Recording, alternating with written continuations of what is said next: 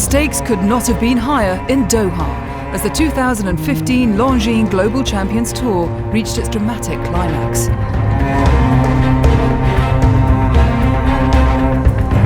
Just 3 riders remained in the running as one of the most fiercely contested battles in the championship's 10-year history came to its thrilling conclusion.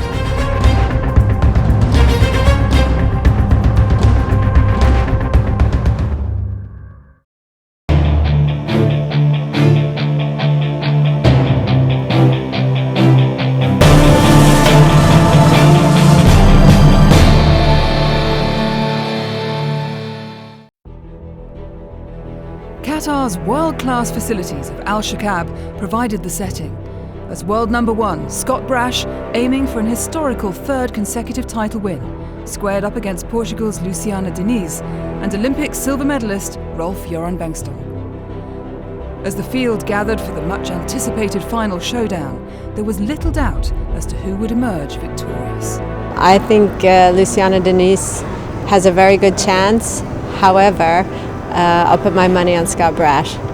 Riding-wise, they're all in super shape as riders at the moment. Scott's extremely strong rider, and he's been number 1 for quite some time now, and he's had a lot of success this year. He's had an incredible year, so I don't know what he's going to pull out of his hat tomorrow. I think I nearly go for Scott. He's cool under pressure. He likes the big event, the big day, the big prize money. He seems to thrive under those conditions. It will be very close, but I think Scott is in such an amazing form. He won everything this year, so I think he will make it.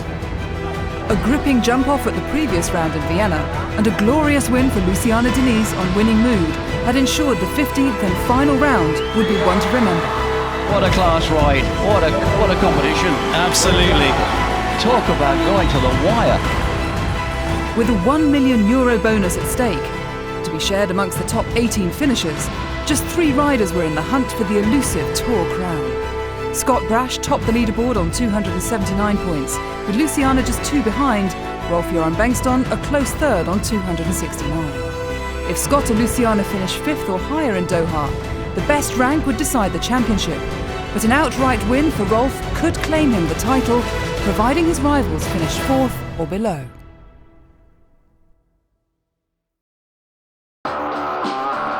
With stunning new events in Rome and Miami attracting more and more followers, the Tour had grown in stature throughout the year. After 14 thrilling rounds, expectations were high for a night of top-class sporting action to round off what had already been a more than memorable season. My best moment of the Global Champions Tour 2015 was, I think, for sure in London. To win in that jump-off, there was many in it. It was very fast and it was exciting until the very last rider.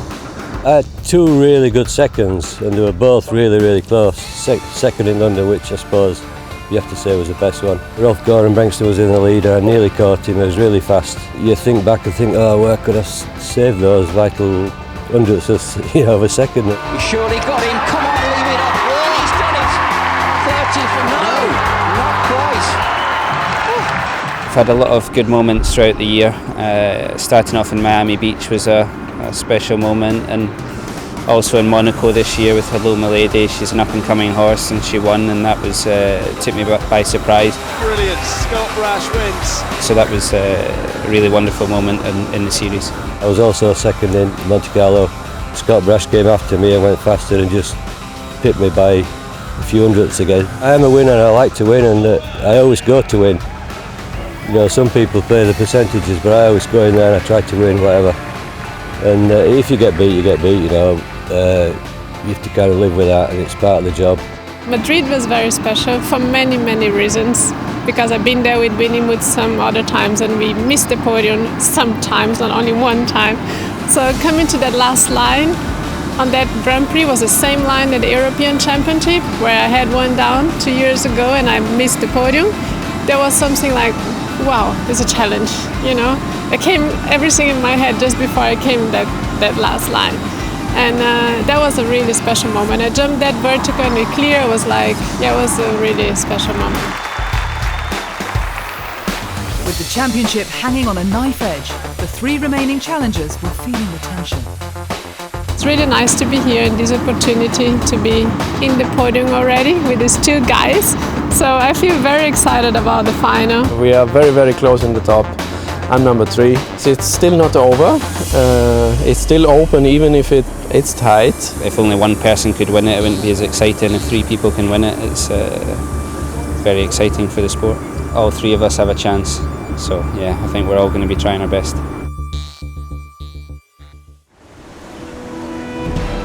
The vast track in the SHAQAB arena proved a formidable test for the world's top riders in round 1. With just the top 18 riders going through to round 2 and a double clear required to progress to the jump-off, Uliana Vetsani's challenging course, allowing 78 seconds, demanded precision and concentration from even the most experienced pairings. A lot of big oxers, a lot of tall verticals, 1.60 m all the way around, apart from the first 2 fences, and all to play for. It's taking a bit of jumping, isn't it? Forget about the time now, it's taking a bit of jumping anyway. The bold track was taking its toll, but finally the clears came. 1 fence to go, she's making the time easy. Steady, Meredith. Get him off this front rail, hold him. Good girl, well done. And just inside the time. 1 fence, that is superb, well done. The audience were on the edge of their seats as the first of the title hopefuls, Scott Brash on Hello Sanctos, took to the stage. And now this is the crucial one. They're currently ranked top of the LGCT rankings. They head there fit for fun, and Luciana Diniz just 2 points behind them. I've been having a look at the rankings of how they got on. Scott needs to get 5th or above to start getting points as well, but it'll also depend on what the rest do. An average round for Sanctos overall his Grand Prix, scoring just 3.43 faults, less than a pole all the way around, isn't it? But 2 down on the first night. I don't think Scott was, he certainly wasn't concerned about that. I don't think he would have jumped him off anyway, and I don't think he was trying overly hard in the first round anyway to be perfectly accurate. But this is the big moment. A clear round here can be a stunning advantage to his 2 closest rivals. Picking him up. Yeah. Oh, I was just going to say he's already touched a couple. He had a rub at the back rail, didn't he, of the previous fence. Now he's got to hurry. Now, if he has another one, his bridges are burnt big style. He could just about still get on 4 if it's a fast 4. And remember, last year he had 1 time fault, putting himself still in the top 8, and he's rattling to the last. Well, yeah, that was 1 for nothing a bit, 76.54. You know, he's well down in the 4s as well. Well, puts him 11th place as it stands. High drama in Doha. The home crowds were hopeful as Qatar's Sheikh Ali bin Khalid Al Thani made his intentions clear. 78 seconds is the time allowed. I think he's going to be okay. He'll be trained to the minute by Jan Tops and Willem the trainer to get inside the time. Close. And he's got away with it and jumped it. Well done. Just inside the time, and an absolutely stunning round there from Sheikh Ali. Scott Brash needed to be one of the fastest on 4 faults to progress to round 2 and was on tenterhooks as the poles continued to fall. It's a pity the horse just chucked his hat at him there. And there. Won't be too chuffed about that. Well, I think the hand's going up. Mid-point carrying on, 3 down. Temperature rose as Rolf-Göran Bengtsson and the dependable Kassal Ask began their title challenge. This clear round is essential. These big oxers. I said this'll suit him tonight. So I hope you're right. Well, he won it last year. These big oxers up his street. 1 fence, 78 seconds, that time is okay. Keep him off this front rail. That's the one he needed. Look at the time, my goodness me. An agonising wait for Scott as he continued to slip down the table. Now lying in 16th place with 3 riders to go, including previous champion Edwina Tops-Alexander. 2 more left after this. If she's ahead of Scott, pushes him down, she's below him, exactly. It leaves you 2 places, so yeah, whatever happens then he's in the top 18. But if Edwina gets ahead of him, he's still got to wait and see.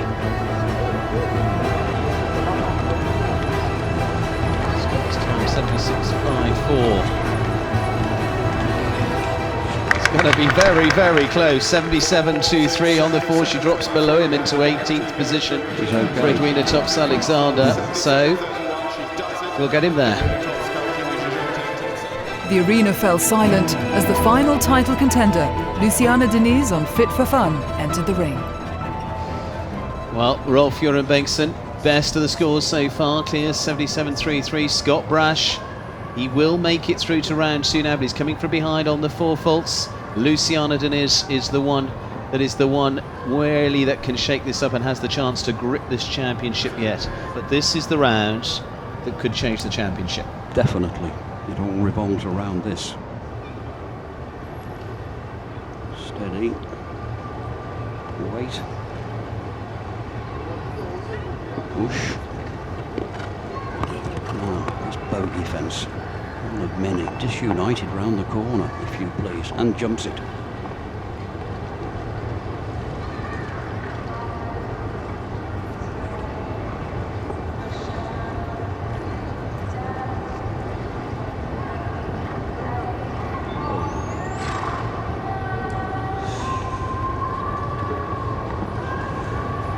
Chose the right one, didn't she? The way this is so jumping. far. Oh. Don't jinx it. No. Sit still, sit still. It's going to be a tight battle. It looks like we could have all 3 in. Time to burn.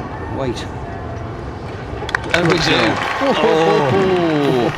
74.97. It is a clear, and it's the fastest of them. Luciana Diniz goes last.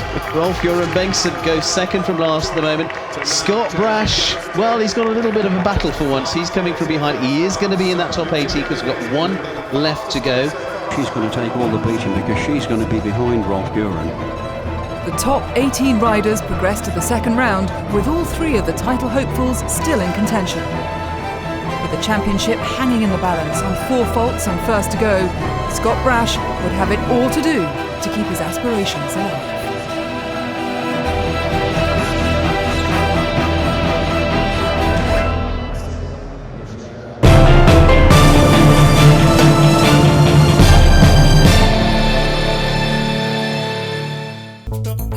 SHAQAB's unique complex stands as a tribute to Qatar's history of equestrian excellence.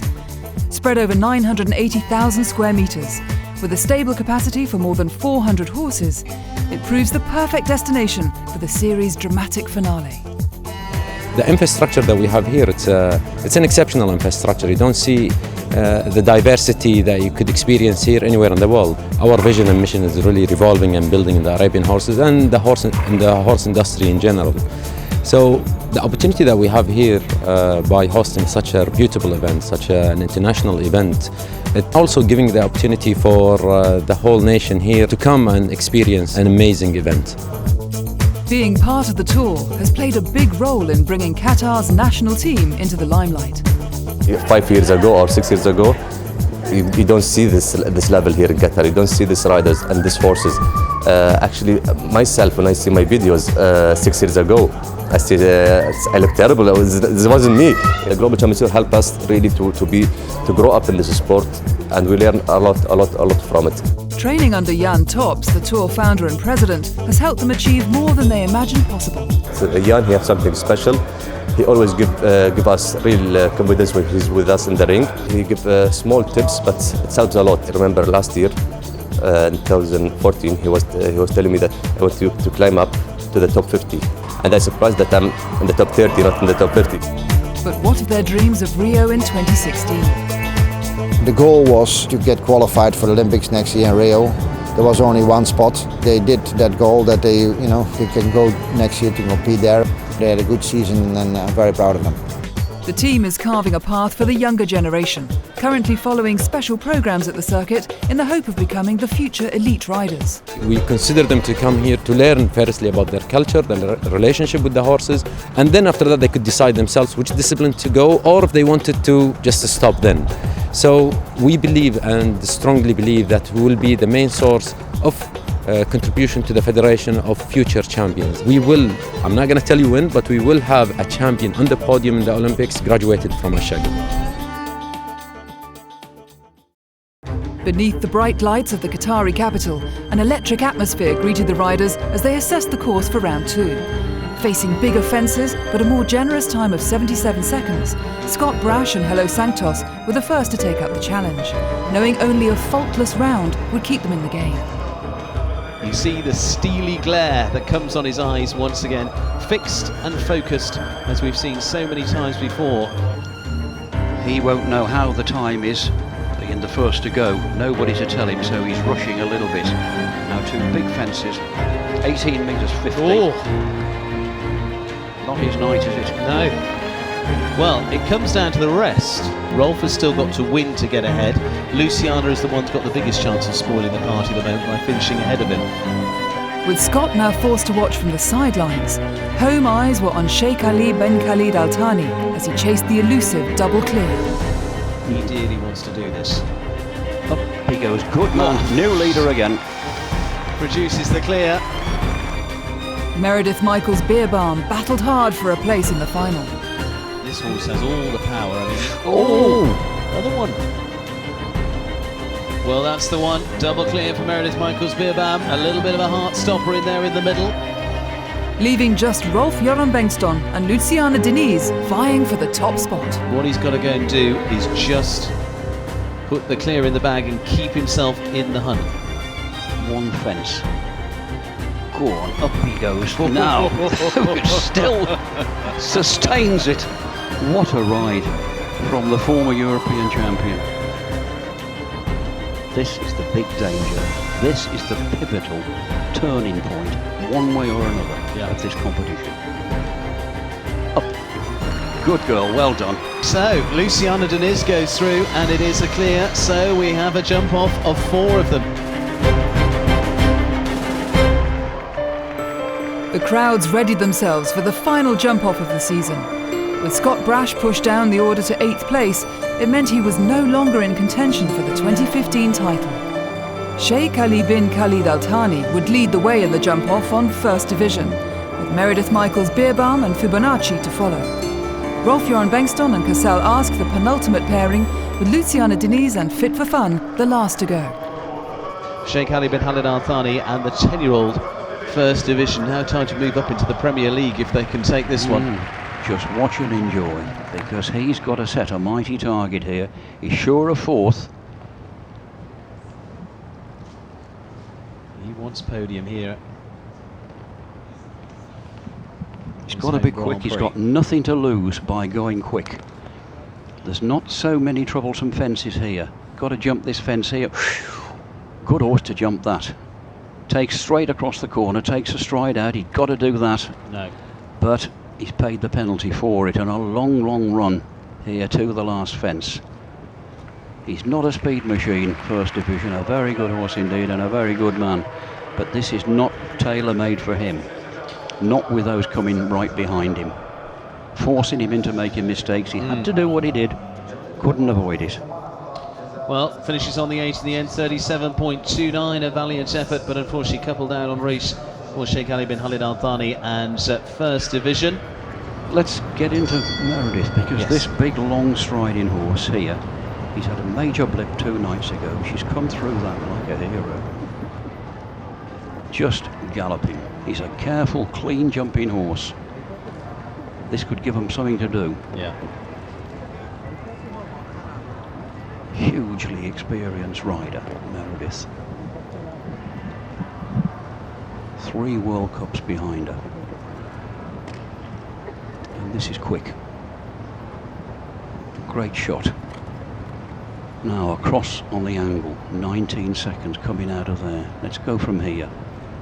23 and a bit there, nearly 24.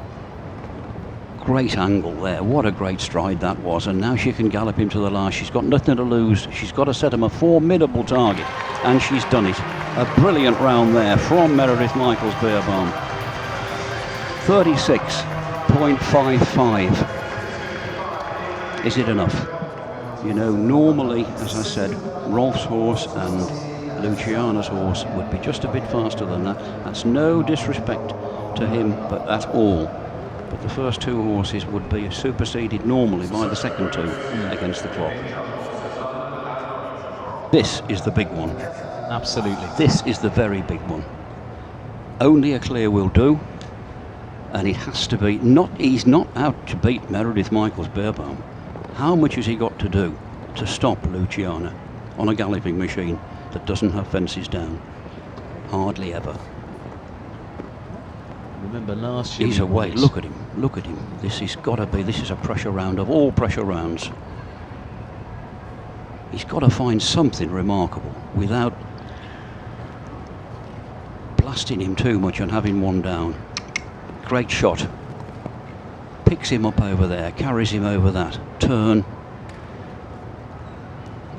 Now 1, 2, 3, 4, 5, 6. He's gone for the 7. Got the angle now, galloping. 36.55. He's not far off. Is he very close indeed? He's slower. No, he's slower. 37.01. Oh, for goodness sake. Well, he needed to win. He needed to win, you know. He needed to win. I am dumbfounded there. I thought he would have been faster. Whatever happens, 36.55, 37.01, half a second slower. Oh, look at her face. I think she's saying a quick prayer, and I don't blame her. She looks to the sky. Let's go in style. Win the Grand Prix as well while you're at it. Luciana Diniz, fit for fun. We know they're fast. They finished second in 2 big Grand Prix this season. 36.55. Meredith Michaels-Beerbaum. Can the dream come true for the lady from the United States? Well, off she goes. She wants some better turns, some more forward turns. Every time Rolf-Göran Bengtsson had a turn, he hadn't really got the stride he wanted. That's the one she wanted. He had to hook up a little bit here into this double. That's faster. If she leaves him up, she's faster. Great shot. 1, 2, 3, 4, 5, 6, 7 again.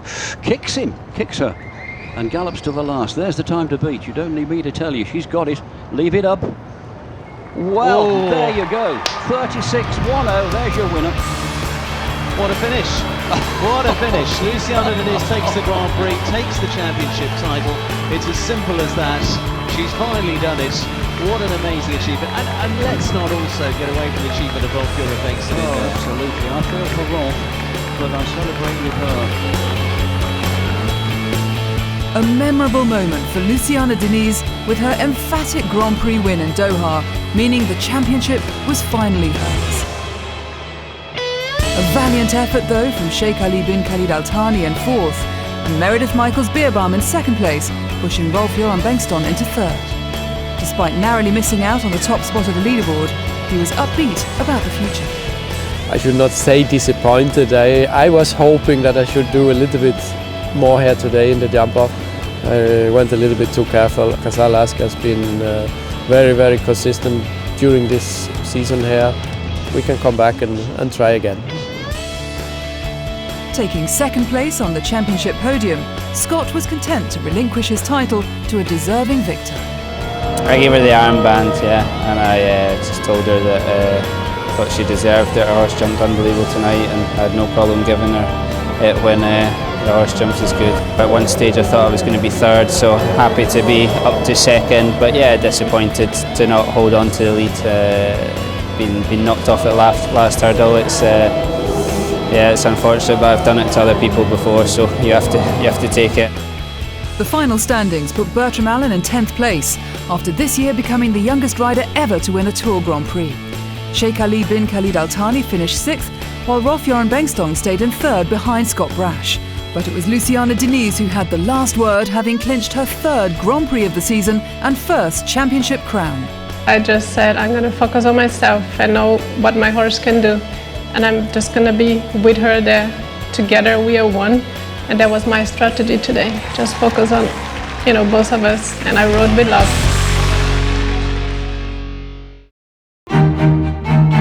The SHAQAB finale proved a fitting conclusion to a phenomenal series that showcased passion, heartache, determination and glory. It will be a hard act to follow.